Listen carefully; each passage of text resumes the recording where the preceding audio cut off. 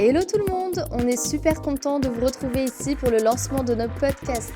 Pour ceux qui ne nous connaissent pas, nous sommes l'agence de mannequins Perfect Model, créée il y a 27 ans par Laetitia Joly, ancienne mannequin, et son mari Vincent Joly, entrepreneur. On vous expliquera au fil de nos différents podcasts comment la vision du mannequinat a pu évoluer, mais également celle du milieu de l'image, en passant par des échanges avec des marques, des photographes, des maquilleurs, des coiffeurs, des studios photos et bien plus encore. Pour ce premier podcast, à l'occasion de la Journée de la femme, nous mettrons en lumière 5 portraits de mannequins au parcours unique et riche en accomplissements. Pour cet épisode, je suis avec Nathalie, mannequin chez Perfect Model depuis maintenant à peu près 25 ans. Écoute, bonjour Nathalie. Bonjour Anna. Je te laisse te présenter de la manière dont tu le souhaites. En tout cas, merci de m'accueillir aujourd'hui pour cette Journée de la femme. Je m'appelle Nathalie Dartois, j'ai 44 ans. Je suis maman de 2 enfants, 2 adolescents qui ont 16 ans et 15 ans. Je vis entre le Touquet les week-ends et Paris et Lille pour le travail. Et je suis mannequin et présentatrice dans l'audiovisuel d'émissions. Génial, c'est multitâche, multifonction. Voilà, exactement. Quand est-ce que tu as débuté ta carrière de mannequin ? Alors, j'ai commencé le mannequinat à côté de mes études. En fait, à la base, c'était pour payer mes études. J'ai eu la chance d'être mannequin. Et j'avais à peu près 19 ans, de manière professionnelle. Avant ça, je faisais des petits défilés au Touquet pour les commerçants de manière lucrative, voilà. Et ça m'a toujours plu. J'ai commencé le mannequinat, c'est drôle parce que j'ai une anecdote. En fait, ma copine d'enfance, ma meilleure amie, est née le 8 mars. Okay. Et c'est elle qui, quand on avait 14 ans, elle prenait toujours des photos de moi et elle me disait « il faut que tu appelles une agence de mannequins ». Et j'étais trop jeune, j'avais que 14 ans, mais du haut de ses 14 ans, en tout cas, elle a eu le culot d'appeler. Et en fait, c'est ma copine Virginie qui est née le 8 mars, donc merci parce que c'est certainement grâce à elle que j'ai commencé le mannequinat. Ouais, elle avait l'œil. Voilà, exactement. Qu'est-ce qui a changé dans ta vie personnelle depuis que tu exerces ce métier ? Alors, je pense que beaucoup de femmes vont se reconnaître. Comme j'ai 44 ans, j'ai eu le parcours d'une femme de 19 ans jusqu'à mes 44. C'est-à-dire que je suis passée du stade d'étudiante à mannequin professionnel. J'ai eu des enfants. J'ai eu donc forcément un conjoint. Et comme parfois certaines femmes, je me suis séparée. Et j'ai retrouvé l'amour aujourd'hui et voilà, j'ai une vie plutôt normale que connaissent beaucoup de femmes. Est-ce que tu pourrais dire que finalement le mannequinat, ça t'a quand même donné confiance en toi ? Ou est-ce qu'au contraire, ça t'a apporté des doutes parfois ? Non, ça m'a donné beaucoup confiance en moi. Alors, on reste sur un métier d'apparence, mais pas seulement parce qu'on rencontre beaucoup de gens. Et des gens très intéressants. Pour moi, ce n'est pas un métier que d'image. C'est vraiment l'expression de plein de choses. C'est la beauté aussi intérieure, intellectuelle, physique. Mais voilà, c'est plein de choses à la fois. Et alors, quel principal conseil, du coup, tu pourrais nous donner envers une personne qui désire devenir mannequin, qui est jeune comme toi quand tu avais 14 ans et qui rêverait de défiler et de faire des photos ? Alors, déjà, d'être bien accompagnée, c'est-à-dire ne pas aller n'importe où. Moi, j'ai eu de la chance de rencontrer Perfect Model, qui était une agence sérieuse. La preuve, c'est qu'ils existent toujours aujourd'hui. Parce qu'il faut faire attention, aujourd'hui, avec les influenceuses, en fait, les jeunes s'identifient beaucoup à ça. Pour moi, ce sont deux métiers différents. Il y a le métier d'influenceuse et mannequin. Il ne faut pas confondre les deux. Quand vous voulez être mannequin, il faut vraiment aller voir une agence de mannequins qui va vous aiguiller, voilà, par rapport à des critères. Et je pense que c'est un accompagnement indispensable pour rencontrer de vrais professionnels en tant que photographe, mais aussi les clients. Et il y a un accompagnement financier aussi. Il faut qu'il y ait, parce que ça, il y a beaucoup d'arnaques. Voilà. Ouais. Et quand on est jeune, voilà, si vous rencontrez quelqu'un dans la rue qui veut dire je vais faire de toi un mannequin, il faut faire attention. Ouais. C'est quand même un métier très réglementé. Et je Ouais. pense, et heureusement d'ailleurs. On peut avoir vite tendance à s'emballer alors qu'il faut quand même Voilà. bien choisir les personnes qui nous entourent. Voilà. Et si vous voulez devenir mannequin aujourd'hui, voilà, n'hésitez pas à toquer à la porte d'une vraie agence de mannequins. Et eux, les professionnels vous diront si vous avez les capacités pour être mannequin, tout simplement. Non, mais c'est vrai qu'en tout cas, c'est bien de préciser que parfois, il peut y avoir des arnaques. Aujourd'hui, c'est vrai qu'avec le monde des réseaux sociaux et de la nouvelle technologie, c'est important. Est-ce que tu pourrais nous donner une muse ou une icône qui t'a inspiré pendant toute ta jeunesse? Ah oui, alors en fait, quand j'ai commencé à avoir des désirs, enfin une volonté d'être mannequin, j'ai été ado. En tout cas, de ma génération, je regardais avec des yeux pleins d'admiration les top modèles de l'époque des années fin 80, 90. Cindy Crawford, Karen Mulder, Linda Evangelista. Pour moi, c'était vraiment les filles que j'admirais, Ouais. vraiment. Bah, elles restent toujours d'ailleurs des icônes. Il y a encore Kate Moss. Hein. C'est vrai, elle est toujours là, elle. Alors, quels sont tes projets là pour 2023, de ton côté? Alors, je continue toujours le mannequinat. Ça reste un métier déjà aussi de cœur, donc j'ai pas envie d'arrêter. Et je pense qu'aujourd'hui, à 44 ans, quand vous êtes mannequin, il y a encore beaucoup de clients à avoir, puisqu'il y a beaucoup de femmes qui s'identifient aussi à votre âge. Avant, à 30 ans, un mannequin était, on dit, entre guillemets, fini. Et aujourd'hui, c'est une carrière qui perdure. Je pense que j'ai des amis qui ont presque 60 ans, mannequins, qui continuent à faire de la cosmétique. C'est ça qui est génial dans ce métier aujourd'hui. Alors, et moi, j'ai une autre activité. Je suis animatrice TV. Donc, j'ai commencé chez BFM TV Grand Nord et Grand Littoral. Et je viens de signer donc, 2 émissions à Paris sur une chaîne qui s'appelle 20 minutes TV, une nouvelle chaîne. Top. Voilà.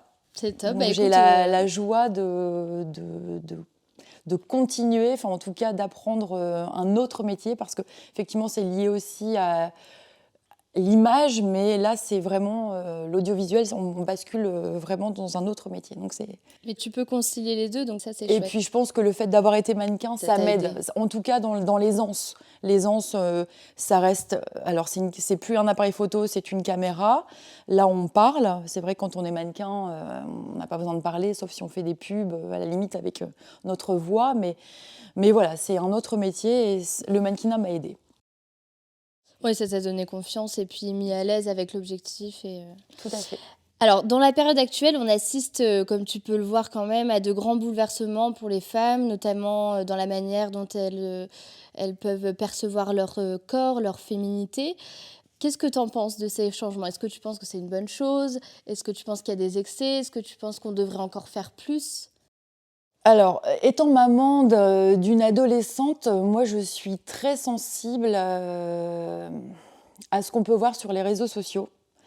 Et notamment ces jeunes, enfin ces ados qui s'identifient à des Instagrammeuses, par exemple, ou des TikTokeuses, qui ne mettent que des filtres. Voilà, et qui transforment complètement leur identité, leur visage, leur corps.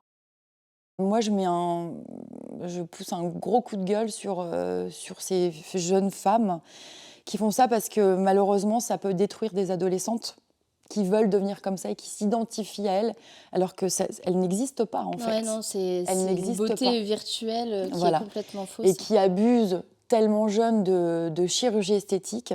Alors moi, je ne suis absolument pas contre la chirurgie esthétique à partir du moment où c'est un complexe et si ça peut aider la personne, je trouve ça même très très bien. Maintenant, attention, je trouve qu'aujourd'hui, quand vous regardez certaines jeunes, il y a beaucoup d'émissions sur le sujet actuellement, elles se ressemblent toutes, elles veulent toutes ressembler à la même fille qui n'existe pas pour moi. Et elles perdent de leur identité, ça c'est dommage. Donc l'évolution dans ce sens, je trouve ça, c'est négatif pour moi. Il faut qu'une femme reste une femme, avec des formes ou minces, où on est toutes différentes. Il faut s'accepter et voilà. Non, mais c'est vrai que... Et puis, parfois, on le voit, de toute façon, elle ramène un filtre en disant je veux ressembler exactement à ça, ce qui n'est parfois juste pas possible. Est-ce que tu penses quand même qu'au-delà de ça, il y a une évolution, par exemple, au niveau des mannequins curves ou tu vois, parfois, aujourd'hui, on ne retouche pas forcément toutes les photos sur les shootings. Il y a des marques qui ont vraiment évolué là-dessus. Ça, c'est quand même super, je trouve. Si. J'ai l'impression qu'on est en train de venir de plus en plus, on revient au naturel. J'ai l'impression qu'on retrouve, on recherche l'authenticité. Mais ça va avec tout, l'alimentation, on recherche vraiment le côté naturel. Et toute cette mode d'influenceuse retouchée, filtrée, botoxée, transformée, je pense que d'ailleurs aujourd'hui, beaucoup regrettent et se font enlever les injections. Ce qui est très douloureux apparemment, j'ai vu une émission là-dessus, ça a l'air d'être atroce. Donc effectivement, il y a une évolution vers le naturel et tant mieux. Tant mieux. Retrouvons cette authenticité qu'est la femme, une belle femme. Vous prenez du temps de nos grands-parents, en tout cas des miens, il y avait des belles femmes, il n'y avait pas de chirurgie esthétique, il n'y avait rien de tout ça. C'était d'ailleurs aussi leurs défauts parfois qui les ont fait connaître. Bien sûr. Donc ça je trouve que c'est également une bonne chose. Aujourd'hui, tu es animatrice télé. Est-ce que, on en a parlé tout à l'heure, mais est-ce que le mannequinat t'a aidé, la confiance Complètement. Ah oui. Là, je peux dire que ça m'a vraiment aidée. Quand BFM est venu me chercher, parce que j'ai fait une rencontre et ils m'ont fait une proposition, je me suis dit pourquoi pas. Et en fait, c'était un nouveau challenge et je me souviens quand j'ai commencé le mannequinat, je me disais oh là là, comment je vais faire en défilé, si je tombe, est-ce que je vais savoir marcher, est-ce que je vais savoir poser. Et finalement, on apprend, on devient professionnel. Aujourd'hui, je vous fais une séance photo en 2 secondes, c'est facile, pour moi c'est inné. Maintenant, j'ai l'impression de retourner à mes 19 ans où je réapprends quelque chose. Je réapprends certes, mais avec un vécu, avec une expérience grâce au mannequinat que j'ai acquis et qui m'aide tous les jours dans ce boulot, en fait. Ça, c'est une évidence. Alors, Nathalie, pour finir ce podcast, est-ce que tu pourrais nous donner quelques conseils et quelques secrets pour garder la ligne à 44 ans, comme tu es là, super belle, toujours aussi rayonnante? Comment on fait pour être encore aussi jolie à 44 ans? En tout cas, merci pour le compliment. Donne-moi tous tes conseils, je veux savoir. Alors, j'ai toujours été très sportive, ça c'est sûr. Je pense que le sport, c'est quand vous êtes mannequin et c'est primordial. Alors, l'alimentation, forcément, il faut faire attention à ce qu'on mange. Bien que je sois très gourmande, mais il faut se faire plaisir. En fait, pour vous dire la vérité, je suis de nature très gourmande. J'aime me faire plaisir avec mon chéri, surtout le week-end. Donc la semaine, je fais plus ou moins attention. Je fais vraiment du sport. Dès que je ne travaille pas, j'essaie de faire 1 heure de sport. L'après-midi, je vais marcher beaucoup.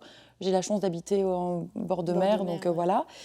Vraiment, je fais vraiment très attention la semaine. Le week-end, allez, je m'accorde les week-ends plaisir. Alors, c'est pas non plus l'orgie, mais j'ai une vie tout à fait normale. On est invité chez des amis, où voilà, comme tout le monde, je vais boire un verre. Alors, avant, je récupérais à 20 ans bien facilement. À 44, c'est plus dur. Comme à 20 ans, j'ai éliminé tout ce que je mangeais, à 44, effectivement, c'est beaucoup plus dur. Ça, je pense que c'est lié à toutes les femmes. Passé 40 ans, on stocke. Donc, je pense que voilà, c'est une hygiène de vie, le sport, faire attention, comme tout le monde. J'ai pas vraiment de secret, c'est la base, je pense. Se faire plaisir tout en étant équilibré, jamais dans les extrêmes, et puis voilà. Par contre, je peux vous dire que je n'ai jamais suivi un régime draconien. Non, ça, j'ai jamais fait. Je pense que ça dérègle. Il vaut mieux un équilibrage alimentaire plutôt qu'un régime strict. Après, je suis pas nutritionniste, bien sûr, donc voilà, manger équilibré et une vie saine et du sport. Ouais. C'est la base. Ok, écoute, je prends note. Merci beaucoup, Nathalie. Merci, Anna. Merci d'avoir écouté cet épisode de podcast. Je vous invite à nous suivre sous nos différents réseaux sociaux, Instagram, LinkedIn et Facebook, sous le nom de Perfect Model officiel. Je vous dis à très bientôt.